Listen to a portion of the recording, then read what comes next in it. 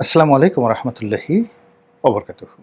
সম্মানিত দর্শক, বর্তমান সরকারের উপর আমেরিকান সরকারের বা আমেরিকার যে রাষ্ট্র ব্যবস্থা, তাদের কতটুকু প্রভাব রয়েছে, প্রতিপত্তি রয়েছে, এই বিষয়গুলো নিয়ে আলোচনা করব। তবে তার আগে আমাদের দেশের রাজনীতির যে দুর্ভাগ্য, সেই স্বাধীনতার পর থেকে আজ অবধি সেই দুর্ভাগ্যের তাড়নায় আমরা কখনো ভারতপন্থী সরকার হয়েছি, কখনো পাকিস্তানপন্থী সরকার হয়েছি, আর এখন আমেরিকার যুগ চলছে। শেখ হাসিনার পতনের পর মার্কিন ডিপ স্টেটের যে পলিসি, সেটি এখন রীতিমতো ওপেন সিক্রেট।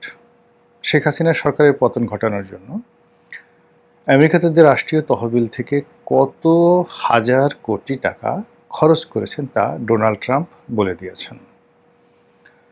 মার্কিন সাহায্য সংস্থা ইউএসএআইডি এবং এর বাইরে অন্য সব যে সকল এনজিও রয়েছে, দেশি এবং বিদেশি, সে সকল এনজিওর মাধ্যমে কিভাবে এই মার্কিন ডিপ স্টেট পলিসি ধীরে ধীরে শক্তিশালী করা হয়েছে।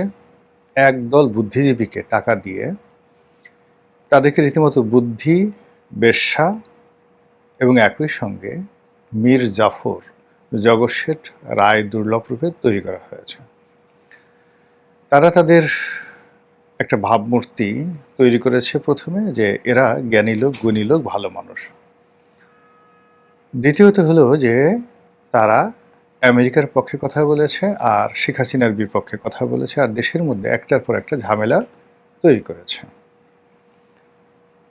গত ৫-৭ বছর ধরে সভা সমিতি সেমিনারের নামে কোন সব কুলাঙ্গার, কারা এই দেশ বিরোধী কর্মকাণ্ডে লিপ্ত ছিল, আপনারা তাদের সবাইকে চেনেন, জানেন। এবং সম্ভবত প্রকৃতি আমাদের দেশকে আবার একটি সুযোগ দিচ্ছে যে আমেরিকার দালালদেরকে দেশ ছাড়া করা, তাদেরকে একেবারে যেভাবে আফগানিস্তানে তাদেরকে অপমান করা হয়েছে, তাদেরকে শাস্তি দেওয়া হয়েছে, তাদেরকে উলঙ্গ করা হয়েছে, তার চেয়ে জঘন্য অবস্থা বাংলাদেশে সম্ভবত তৈরি হতে চলেছে। আপনারা দেখবেন যে আমেরিকার যারা দালাল, চিহ্নিত দালাল, যারা আমেরিকার টাকা খেয়ে এদেশের সর্বনাশ করেছে, তারা দৌড়াবে, পাগলের মতো তারা দৌড়াবে, আর পেছন থেকে বিভক্ষ জনতা, বিক্ষুব্ধ জনতা, তারা তাদেরকে দাবরানি দেবে। তারপর প্রকৃতি ফয়সালা করবে। যদি ধরা পড়ে তারা জনতার হাতে, তখন কি হবে, আর তারা যদি পালিয়ে যেতে পারে তখন কি হবে, সেটা ভিন্ন প্রসঙ্গ। আমেরিকা বাংলাদেশের ব্যাপারে এই মুহূর্তে কেন এত আগ্রহী? মূল কারণ হল বার্মা অ্যাক্ট। তারা যে কোনো মূল্যে বার্মার ভিতরে বা মায়ানমারের ভিতরে একটি রাষ্ট্র গড়তে চায়, মূলত এই অঞ্চলে চীন এবং ভারতের যে আধিপত্য, সে আধিপত্যবাদকে খর্ব করার জন্য। এজন্য তাদের সবচেয়ে বেশি দরকার, বা তাদের কাছে ভায়াবল, ফিজেবল যে ল্যান্ড, যে দেশটিকে বলা হয় বোকাদের স্বর্গ, মুনজালা। চীন দেশে গিয়ে আপনি দেখবেন যে বাঙালিদেরকে সবাই মুনজালা বলে, বোকাদের দেশ। তো এরকম একটা হৃদয়হীন, পাষাণ এবং দেশের প্রতি যাদের মায়া দয়া নেই, এরকম কিছু লোককে তারা বিভিন্ন সময় অর্থ দিয়ে, ক্ষমতা দিয়ে, পদ দিয়ে, পদবি দিয়ে নানা সময় তারা প্রতিষ্ঠিত করেছে। এই লোকগুলো রাষ্ট্র ক্ষমতার কোন কোন পর্যায়ে কিভাবে কিভাবে আছে, সেই বিষয়গুলো আমরা এখানে খোলামেলাভাবে কাউকে ইন্ডিকেট করে বলতে চাই না। শুধু যে কথাটি দুঃখ ভারাক্রান্ত হৃদয়ে বলতে চাই, যে ডক্টর মোহাম্মদ ইউনূস আমাদের দেশে কেবল একজনই নন।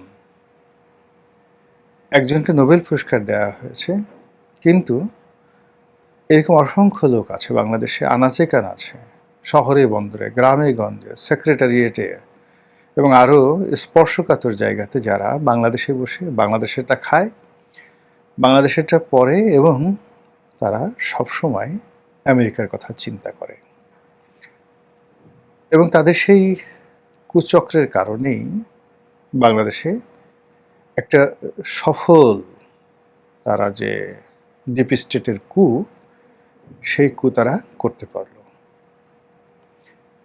আমেরিকা যেভাবে বাংলাদেশকে একটা চুক্তির মাধ্যমে ফাঁসিয়েছে, তাও নির্বাচনের মাত্র অল্প কয়েকদিন আগে, সেই চুক্তি নিয়ে সারা বাংলাদেশের মানুষ এখন রীতিমতো বিক্ষোভে ফেটে পড়ছে।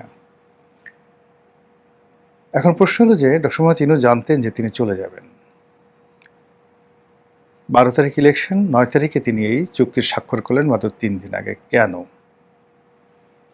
আবার সেই সরকারের সবচেয়ে যাকে বলা হয় বিতর্কিত ব্যক্তি জনাব খলিলুর রহমান, তো সেই খলিলুর রহমানকে আবার বর্তমান সরকার তাদের পররাষ্ট্রমন্ত্রী হিসেবে রেখে দিলেন। এটা দ্বারা আমরা কি বুঝি? ইতিমধ্যে আপনারা দেখেছেন যে ডক্টর মোহাম্মদ ইউনূস সরকারের আমলে নেয়া যে সকল সিদ্ধান্ত আমেরিকার পক্ষে এবং আমেরিকার স্বার্থ সংশ্লিষ্ট অন্য সকল দেশের বিপক্ষে, তা প্রায় হুবহু বর্তমান সরকার চালু রেখেছে। আমরা সেন্ট মার্টিন দ্বীপ নিয়ে নানা রকম কথাবার্তা বলেছি। ওই সময় সৈয়দা রেজাওয়ানা হাসানকে আমরা ভীষণ রকম সমালোচনা করেছি, তাকে কেউ কেউ পলিতে না পা বলেছি। কারণ কি? ইউনূস সরকার আসার সঙ্গে সঙ্গেই পরিবেশ রক্ষার নামে সেন্ট মার্টিন দ্বীপকে অবরুদ্ধ করে দেওয়া হলো। এমনকি প্রশাসনে যারা কর্তা ব্যক্তি, রাষ্ট্রীয় কর্মকর্তা যারা আছেন, তারাও সেখানে অবাধে যেতে পারবেন না। বছরের নির্দিষ্ট সময় স্পেশাল পাস নিয়ে তারপর নির্দিষ্ট সময়ের জন্য দিনের বেলায় সেন্ট মার্টিনে যেতে পারবেন। এই নিয়ম যখন করা হলো, তখন অনেকে বলা শুরু করলো যে এটা আমেরিকাকে লিজ দেওয়ার একটা তোড়জোড় চলছে, কিংবা আমেরিকা এখানে ঘাঁটি বানাবে ইত্যাদিতে নানা কথা। আর সরকারের পক্ষ থেকে বলা হলো যে এখানকার পরিবেশ রক্ষার জন্য এই কাজ করা হবে। আমরা সরকারের মুখপাত্র, পরিবেশ বিষয়ক মুখপাত্র এবং উপদেষ্টা সৈয়দা রেজাওয়ানা হাসানের 14 গোষ্ঠী উদ্ধার করলাম। কিন্তু আজকে যে ভিডিওটা করছি, ঠিক সেই সময়টাতে একটা পত্রিকার খবর হলো বর্তমান সরকার এবং বর্তমান পরিবেশ মন্ত্রী, তিনি জনাব আব্দুল আল মিন্টু, তিনি দীর্ঘদিন আমেরিকার নাগরিক ছিলেন, আমেরিকাতে থেকেছেন, আমেরিকান কৃষ্টি এবং কালচার তার মুখস্থ। এবং অবাক করার ব্যাপার হলো যে তিনি সবচেয়ে ভালো করতেন যদি তিনি বাণিজ্য মন্ত্রী হতেন। তো বাণিজ্য মন্ত্রী না বানিয়ে তাকে বানানো হয়েছে পরিবেশ মন্ত্রী। কেন? রেজাওয়ানা হাসানের অসম্পূর্ণ কাজ করার জন্য, নাকি এমনি এমনি? ঘটনা যাই হোক না কেন, সেই জনাব আব্দুল আল মিন্টু, তার একটি বক্তব্য শুনলাম, তিনিও বলেছেন যে এখানকার পরিবেশ রক্ষা করতে হবে যে কোনো মূল্যে, এবং এজন্য আগের সরকারের আমলে যে নিয়ম ছিল, ডক্টর মোহাম্মদ ইউনূস সরকারের আমলে সেই একই নিয়ম এখনো বলবৎ থাকবে সেন্ট মার্টিনে যাওয়া এবং আসার ক্ষেত্রে। ভালো কথা। ইতিমধ্যে বিমান পরিবহন এবং পর্যটন মন্ত্রী যিনি আছেন, মূলত প্রতিমন্ত্রী তিনি, কিন্তু মন্ত্রীর চাইতেও তিনি প্রভাবশালী। এর কারণ হলো তার সঙ্গে প্রধানমন্ত্রীর সম্পর্ক খুব ভালো। বিগত দিনে তিনি হাওয়া ভবনের খুবই ঘনিষ্ঠজন ছিলেন। রশিদুজ্জামান মিল্লাত, তারপর বিএনপির যে কিচেন ক্যাবিনেট রয়েছে, সেই কিচেন ক্যাবিনেটের অত্যন্ত ঘনিষ্ঠ একজন ব্যক্তি, তাকেও দায়িত্ব দেওয়া হয়েছে বেসামরিক বিমান চলাচল এবং পর্যটন মন্ত্রণালয়ের। এখানে একজন মন্ত্রী আছেন, সেই আফরোজা খানম রিতা। তো উনি পূর্ণ মন্ত্রী হলেও ক্ষমতা রশিদুজ্জামান মিল্লাতের হাতে। তিনি যে কথা বললেন যে আমেরিকা থেকে 15টি বোয়িং বিমান কেনা হচ্ছে, যার আনুমানিক মূল্য $3.5 বিলিয়ন। ইট মিনস প্রায় 41 বা 42,000 কোটি টাকা। 3 × 36 আর হলো 6, 42,000 কোটি টাকা। যেখানে তেল কেনার জন্য $3 বিলিয়ন ঋণ করতে হবে এবং সেই ঋণ IMF দিচ্ছে না, বিশ্বব্যাংক দিচ্ছে না, পাগলের মতো হয়ে গেছে। সেখানে বাকিতে, দীর্ঘমেয়াদে বাকিতে বিমান কিনতে হবে। আমাদের যে কটা বিমান এর আগের বার 111-এর সময় গুছিয়ে দেওয়া হয়েছিল, মানে বিগত 111-এর সময় মঈনুদ্দিন ফখরুদ্দিনের সময় আমেরিকা একইভাবে অনেকগুলো বিমান আমাদের উপর গুছিয়ে দিয়েছিল। তখন এই বিমানগুলোর দাম ছিল প্রায় $4.5 বিলিয়ন। তো সেই বিমানগুলোই আমরা এখনো পর্যন্ত কাজে লাগাতে পারছি না। এটা নষ্ট হয়, ওটা চলে না, রুট পাওয়া যায় না, লাভজনক না, সাবসিডিজ দিতে হচ্ছে। হাজারো সমস্যা যখন বিমানকে কুড়ে কুড়ে খাচ্ছে, আর বিশ্ব এভিয়েশন ব্যবসা যখন ধসে নেমেছে, বড় বড় এভিয়েশন কোম্পানিগুলো, সেখানে এমিরেটসের মতো কোম্পানি, লুফথানসার মতো কোম্পানি, সিঙ্গাপুর এয়ারলাইন্সের মতো কোম্পানি যেখানে মুখ থুবড়ে পড়েছে, যেখানে থাই এয়ারওয়েজ দেউলিয়া হওয়ার মতো পর্যায়ে পৌঁছে গেছে, মালয়েশিয়ান এয়ারওয়েজ যেখানে যাকে বলা হয় তাদের নুন আনতে পান্তা ফুরোচ্ছে, সেখানে আমরা বাঙালি আমেরিকার এজেন্ট হয়ে, আমেরিকার দোসর হয়ে আমাদের যে ডিপ স্টেট পলিসি, সেই ডিপ স্টেট পলিসির যে মাস্টার প্ল্যান, সেই মাস্টার প্ল্যান অনুযায়ী আমাদেরকে বিমান কিনতে হচ্ছে। এ কথা কাকে বলবো? এ দুঃখ কিভাবে ঢেকে রাখবো? এবং এই ব্যাপারে কথা না বলে কিভাবে চুপ থাকবো, এটা আমি বুঝতে পারছি না। আল্লাহর কাছে সাহায্য চাই। আল্লাহ, তুমি বাঙালি জাতিকে পানাহ দান করো, সাহায্য করো। যেটা বলছিলাম যে এরশাদ জমানা, বঙ্গবন্ধু জমানা, জিয়াউর রহমান সাহেবের জমানা, প্রতিটি সরকারই আমেরিকার তাবেদার থাকে। বড় বড় মন্ত্রী বড় বড় জায়গাতে, সচিবালয়ে সচিবদেরকে তারা কিনে ফেলে, বড় বড় জেনারেলকে তারা কিনে ফেলে, তারা কু ঘটায়। তারা যাকে পছন্দ না হয় তাকে মেরে ফেলে, সে রাষ্ট্রপতি হোক কিংবা প্রেসিডেন্ট হোক, প্রধানমন্ত্রী হোক বা অন্য যে কেউ। তারা যাকে ইচ্ছা তাকে ক্ষমতাচ্যুত করে। ফলে আমাদের দেশে যারা ক্ষমতা লোভী মানুষ, ক্ষমতা যেতে চায় পরিশ্রম না করে, রাজনীতি না করে, তারা আমেরিকার পা ধরে। আমেরিকার রাষ্ট্রপতি নয়, মন্ত্রী নয়, আমেরিকার যিনি রাষ্ট্রদূত, তার জুতো মাথায় করে টানার জন্য আমাদের দেশে লাইন দেবে এরকম মানুষের অভাব নেই। নিজের সবচেয়ে প্রিয়তম তাদেরকে বিসর্জন দেবে, বউ তালাক দিয়ে ফেলবে কেবলই মাত্র ক্ষমতার জন্য। এমন লোক আমাদের দেশে কি খুব কম আছে না বেশি আছে? আপনার একটু প্রশ্ন করেন নিজেকে।